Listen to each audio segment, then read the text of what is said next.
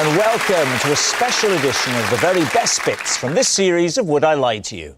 Joining David Mitchell tonight are Richard Osman, Claudia Winkleman, Samantha Morton, AJ Odudu, Miles Jupp, Laura Whitmore, Lou Sanders, Chris McCausland, Sarah Barron and Raj Bisram. And joining Lee Mack tonight, Bob Mortimer, Sarah Pascoe, Les Dennis, Mr. Motivator, Stephen Hendry, Cindy V, the Reverend Kate Botley, and Alex Horn. Stephen, you are first up. Before every World Championship final, I used to give a motivational team talk to my snooker cue, or as I called him, Sir Potts-a-lot. David's team. That's true. I just hope it's true. Could you give us a flavour of the motivational talk you'd give Sir Potts-a-lot? I used to put him in the sort of the corner of the dressing room. Yeah. Stephen, I don't want to interrupt your flow, but if you are going to... Oh, God, he's not looking for drugs again, is he? This, and it's not just any cue, this is a cue signed by one of the greatest snooker players of all time, Ronnie O'Sullivan. Now, why don't you recreate the motivational talk? You're in the dressing room, ready to go out, you've done your practice, and it's just, come on, it's me and you today. You and I get to the table, we're just going to pot every ball, we're going to clear up and win the frame. Come on, Sir Potts-a-lot. I've been motivated. Stephen, I'm buying into this. But if you were playing and it wasn't going that well and you came in for the break, would you give it a stern talking to? I would sometimes come in and say, what are you doing? You know, because obviously it's nothing to do with me. When did you first acquire Sir Potts-a-lot? 14. You were 14 years old? Yep, and it got actually broken later on in my career. I come back from Thailand. Yes. We couldn't take the cues on board after 9/11. Yes. So we had to put them in the luggage. That's the problem with 9/11. The cues got a lot worse, didn't they? Very good.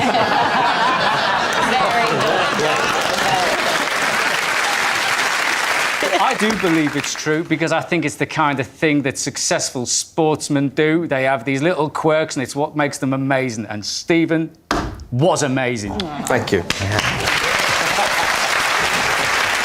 Now, Laura. Yes. What do you think? I think it's true because when you speak about Sir Potts-a-lot, your eyes light up and you're so enthusiastic and excited. So for that alone, I just feel like no one else could get that excited about a stick. So I think it's true because of that. Well, I must admit, I'm pretty lost without my stick. I'll give it a talking to now. We need to get to the bank today. Are you feeling up to your game? have you given your stick a name, though? Sir Finds-a-lot. David, what about you? When did you name your cue Sir Potts-a-lot? It was a name, actually, my granny gave it to, so... I have to say, if this is a lie, I'm going to totally re-evaluate you as a human being. I can believe that, firstly, in high-pressure sporting situations, there's going to be a certain amount of superstition. You want to do the same thing again and again and again. That's why I never wear trousers for this show. In a way, there's a clash, isn't there, between the triviality of Sir Potts-a-lot and the seriousness of the pep talk, and yet the story about the grandmother giving the name. Oh, yes, that makes sense of it, doesn't it? Yes. Of course. There will be something lovable in that very triviality because of the family link. So it's either true or it is a diabolical lie. David's been under a lot of pressure recently. I'm going to take a risk on true. If only one more time, I'm going to believe. You're going to dare to dream. Yeah. All right. Stephen Hendry, were you telling us the truth about Sir Potts-a-lot or were you telling us a lie? It was a diabolical lie.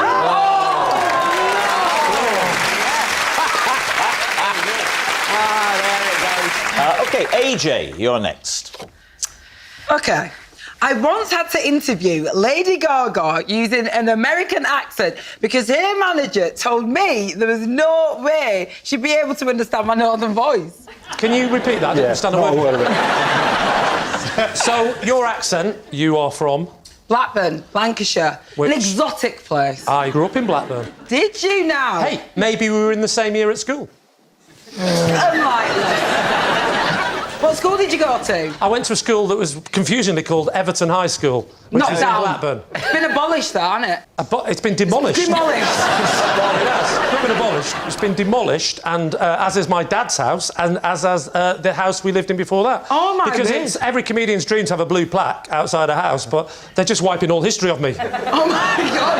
The hospital that I was born in has been knocked down as well, and now it's a block of flats across from what used to be where we used to go shopping. QuickSave, that's been knocked down too. My mum used to work at QuickSave. No I hope she way. got out before they knocked it down. I haven't seen it for a while. They've even knocked down the brewery. Have they? Oh my God! Okay, I'm going to Wow. step in at this point my and just see if we can open the show out to people who didn't grow up in Blackburn. So you were interviewing Lady Gaga. Why were you... Shut up. Why were you interviewing Lady? I was presenting a music TV show. Of course. And, she was promoting one of her brand new singles. How far did you get into the interview before Lady Gaga said, I haven't understood a single word this lady has said to me? I was chatting away, asking her loads of questions, really liked her outfit. I just want a figure, just a number. Just a Okay. just minutes. I'd say, I don't know, like 2 minutes. And when you did the American, did she do Blackburn from then on as well? Lady Gaga. All right. What are you thinking? Well, I think it's true because, because it's very plausible that AJ has interviewed Lady Gaga, and it's also plausible that Lady Gaga just doesn't understand more than one kind of accent. Well, here's the thing. Can you understand what she's saying? Yes, because I'm bright. Right. Are you struggling to understand her Lancashire accent? No. This is where I'm worried that it might not be true, because I think every Very word... clear, isn't it? It is pretty clear. And the other thing about Americans is, I find, as someone from the north myself, that they think we're all posh. They just think everyone with an English accent is posh, so we all sound the same to them. Mate, they do not think you're posh. Let me tell you that right now. What are you going to say on behalf of your team? Right. think Well, true. I don't know. I'm saying true. True. OK, we're going to go true, but I can't understand why Lady Gaga can't understand her accent. All right, but you're saying true. OK. AJ, were you telling us the truth or were you telling us a lie? I was telling you a lie!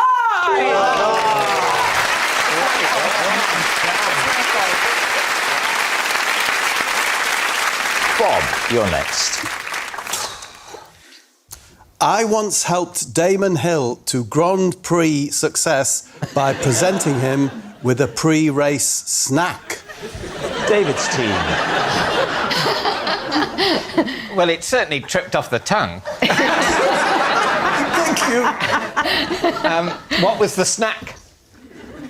A Scotch egg.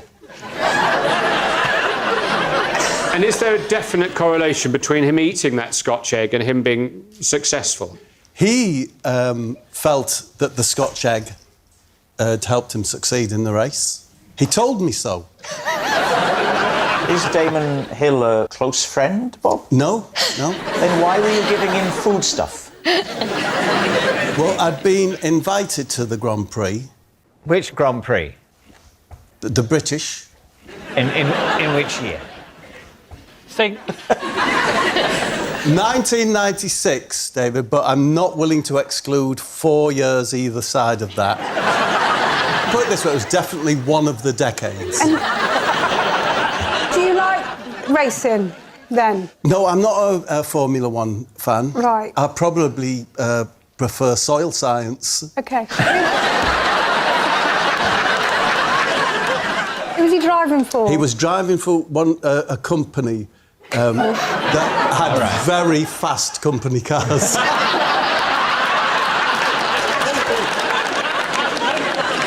So, why were you permitted access to a major racing driver? Because his manager, Shane Tobacco.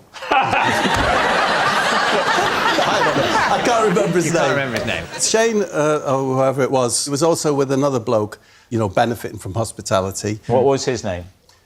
Let's say Top Heavy Ken.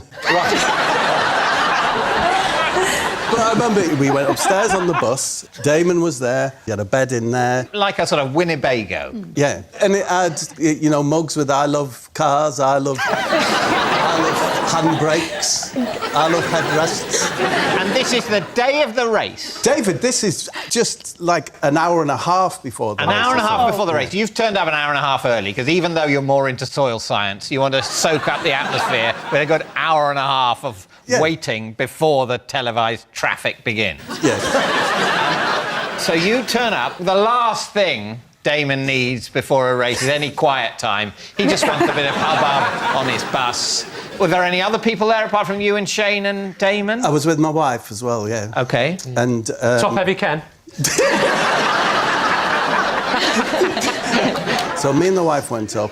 I think when you go to someone's home or their Winnebago or whatever, you should... Do you know, like, if you're going to a dinner party at someone's house, you'll always take them a bottle of vinegar, yeah? So your gift to thank him for the hospitality was a Scotch egg? No. I call it pocket meat. Whenever I'm away from the house, I have pocket meat. Yeah. That's it. I have, like, a chicken leg or pork pie. And I thought, I've got some pocket meat. It was a Scotch egg in its cellophane. And I said, Damon, we all know that if you pop a sausage roll in an American's pocket, it brings him good luck. I said, maybe a Scotch egg would work for a British fella like you. And I gave it to him. Is that a thing? Yeah, very much. What, that if you put meat in an American's pocket... Processed meat. Have you ever heard of that? Not really, no. No. It's all been a bit of a lot of talking. I've quite forgotten the original bit of the story. Did he eat said Scotch egg before the race? I'll never know, Samantha, but after the race, he said that he took the Scotch egg round with him. He swore he did. In the car? I don't know whether he put it in the glove box on the passenger seat. Whether he ate it. But, Rob, you're not claiming that he ate the egg. All I'll say is that when I was watching, when Damon went past, in his tailwind, a person next to me said, Damon's tailwind smelt really meggy, which of course is meat and egg. Meat and egg. Okay. So what are we thinking, Sam? Do you know what? Sometimes stories are so mad that they've got to be true. What I would say here is be wary when it comes to Bob. Oh, OK. Do you remember, David, that I think it was the last time Bob was with us, he told us Chris Rea told him to put an egg into his bath. I can't even remember. Was that true? No. But you believed it was true? Yes. Miles, what are you thinking? Well, I think that you're sort of somewhat cynically using this as an opportunity to tout your kind of charms. And you're hoping to kind of drum up work, and then your agent's going to get lots of phone calls saying, well, would Bob Mortimer be able to sort of slip Gareth Bale a pasty and stuff like this? I think it's a lie. You think it's a lie? But you think it's true? I'm on the fence. Oh, dear. This is a horrible situation. I don't know. My instinct is it's a lie. You're saying lie? OK, Bob Mortimer.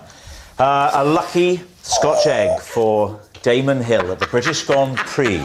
Truth or lie? I was telling the truth. He's done it again. It is an impossible situation. One egg thing's true, the other egg thing... How can I have disbelieved the wrong egg thing? Right, Mr. Motivator, you're next. Every day, I do one press-up for each year I've been alive. OK. Wow. David's team. How many years have you been alive? That's what he says at speed dating. How long have you been alive? I'll tell you what, before you say... It won't be for much longer. Before you say, Mr. Motivator, let's just see how old we think. It's hard to tell because he has the face of a 50-year-old and the clothes of a 14-year-old. What are you going to say? I'm going to add them together. No, I'm going to say late 50s, 58. OK, Mr. Motivator? 67, 68.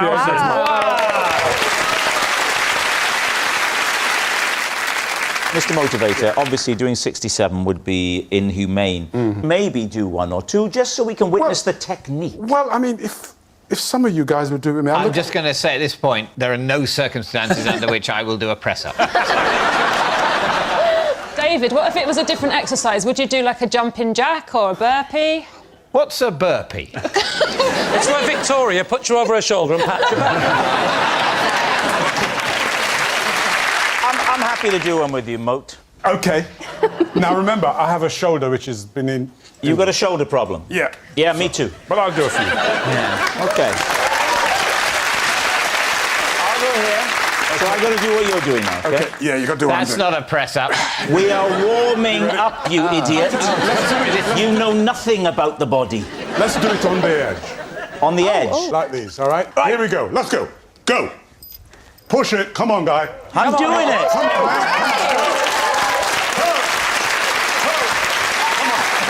Very good. Keep going. Keep going then. And then you can I take it thought over. we weren't going to do 67. And then wide. And then wide. I'm out.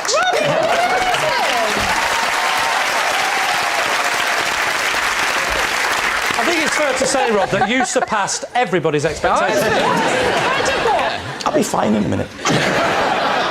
It was like something out of Rocky, wasn't it? It was impressive, that. It was great. Thank you very much. Yeah, Thank it's kind you. of nice. So, Dan, what do you think? Truth or lie? I was tempted to say lie. Then I saw the ease with which he did that, and I'm thinking true. What do you think? I'm leaning towards a lie. You- I'll let you have the deciding vote. I've got the deciding vote anyway.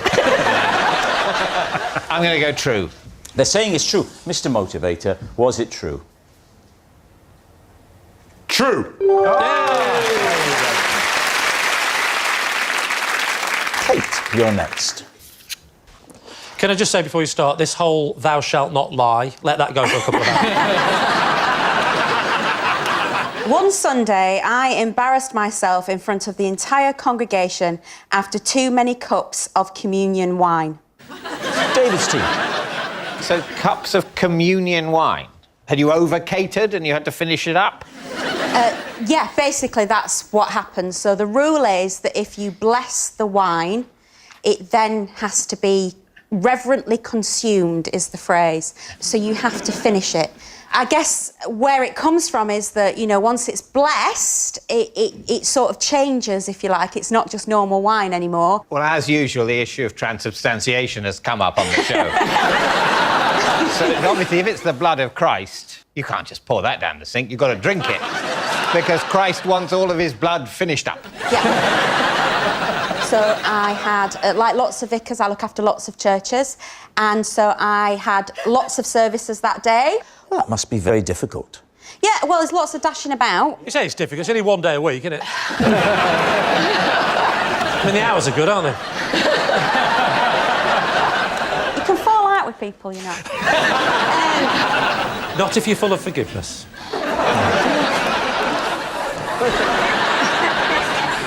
So how many have you got under you? Well, at that point, I had 3 churches that I looked after, and so I had an 8 o'clock service, a 9:30 service, and an 11 o'clock service. I finished the 8 o'clock wine, and then I finished the wine at the 9:30 service, and I'd not had any breakfast that morning. Oh. So at 11 o'clock, I'd given all the wine out, Yeah. like you do. Given some of the wine out, Given some, polished off the rest I'd of it. misjudged how many people might come up for the wine. Yeah. And Well, so they're probably scared of the drunken woman, aren't they? I finished the wine, and I looked down at the cup at the same time, and there's a little floater of bread that someone had spat back into the no. and that sort of made me feel a bit queasy. And so I excused myself at that point, and I went to the church loo. Oh. And so I was unwell. Oh, no. Yeah. Okay. Into the loo. But you didn't embarrass yourself. You go off, you come back. Divine. Oh, yes? Where is the embarrassment? In the eyes of God. I got to the loo, and I had my microphone still turned on. And that went out on the church PA system. The acoustics in some of those medieval buildings, the sound of vomiting would echo down from all the angels, the stained glass. It would be like God himself was vomiting. I'm wondering if, like, afterwards, did any of your congregation have a nickname for you or make fun of you, like, in subsequent weeks? They thought I was pregnant. And did you use that as an excuse to make you look better? Well, I wouldn't say I used it, but I didn't carry tables for a few days and move chairs. Sarah, what are you thinking? My instinct is telling me that it's a lie, because I think she's more in control than that. I think it's a lie. You think it's a lie? I don't know. I don't know. It's impossible to know. All right. We're going to go lie. All right, you're saying lie. Might be true. We accept that it might be true. So we're going to go lie.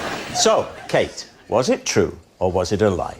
It was true. Well done, Kate. Sorry. Sam, you're next. Out loud. Oh, sorry.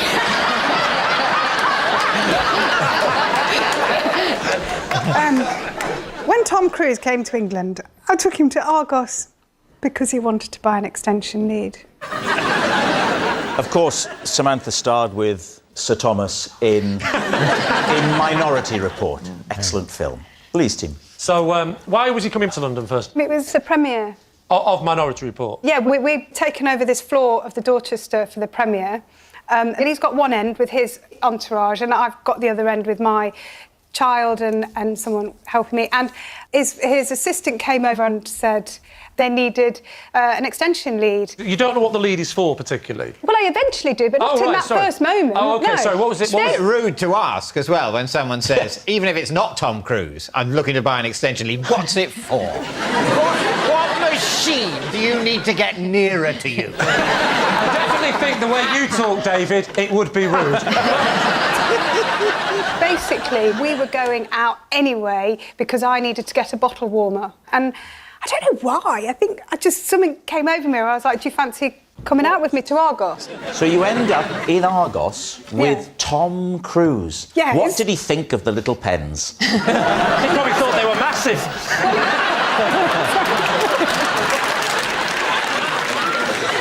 Talk us through the bit when you asked Tom. I'll be Tom.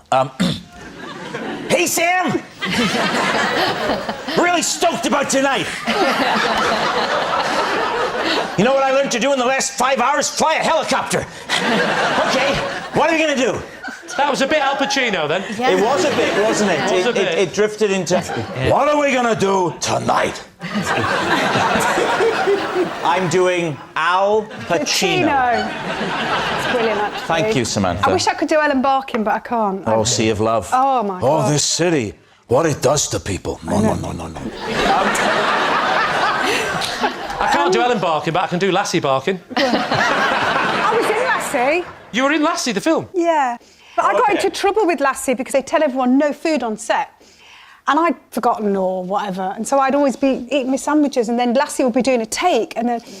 it's like, what's going on? And anyway, in the end, they realised it was me and my sandwiches. And then you took Lassie to Argos to buy a lead. Bob, what do you think? Is Sam telling the truth? I like it a lot. You like it? Yeah, it feels like this. Well, that's all that matters. Yeah. So Bob says it's true. I think so. And Sarah says It's believable. OK, we'll say it's true. You're going to say it's true? OK, Samantha, truth or lie? It's a lie. It was a lie. Les, you're next. I like to keep my old fingernail clippings so I can use them later on. Oh. David's team. What do you use them for later on? Well, if I've had a sandwich and I've forgotten to get hold of a toothpick.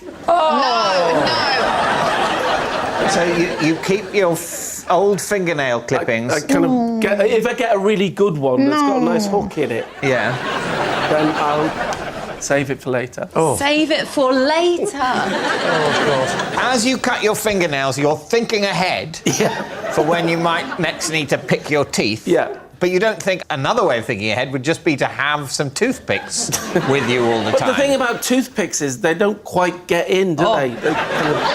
Les, are you single at the moment? No, I'm married for the third time. Oh! Yeah, he's already told you twice.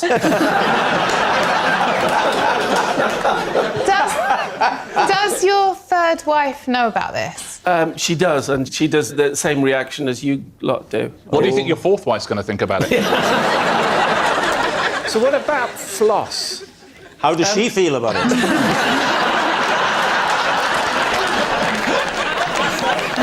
All right, Richard, what are you thinking of this? I'm appalled. It's What about you, Lou? I'm hoping it's a lie. Yeah, we're all hoping it's a lie. The thing is, if Les doesn't do it, someone had to make it up. Yeah. And I almost think that's sort of equally unlikely that someone in their job in television thought, I tell you what I'll get Les Dennis to say on TV. That he cuts his fingernails and uses it to pick his teeth. Somebody- And I think that's almost as perverted as actually doing it. What are you going to say? Truth or lie? We're going to go lie. Yeah, OK, We'll you're go saying lie. it's a lie. So, Les, it was a controversial one. Everybody's on tenterhooks. Yeah. Truth or lie? It is, and I promise not to do it anymore now.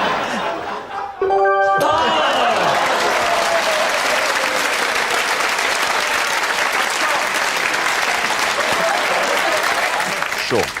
Would you please reveal your true identity? I'm Sean, and Raj used to rip my shirt off for money.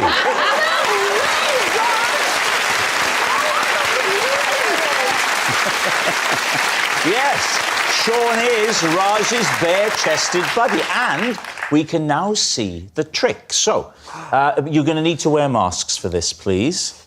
Sean, you take a position there in the chair, and then over to you, Raj. Well, I would simply get Sean out as my stooge. We'd act as if we didn't know each other. I'd say, good evening, how are you? And I would undo his wrist button, and then I would undo this button. And then, as you can see, I'd undo this button. And then, all I'd say is, on the count of three, we'd say some magic words. And tonight, they are, would I lie to you?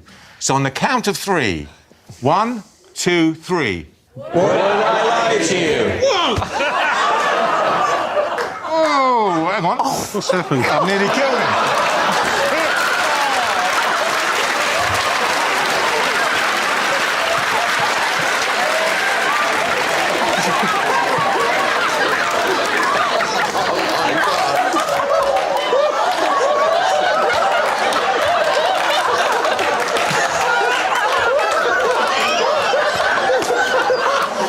It's the greatest thing that's ever happened on this show.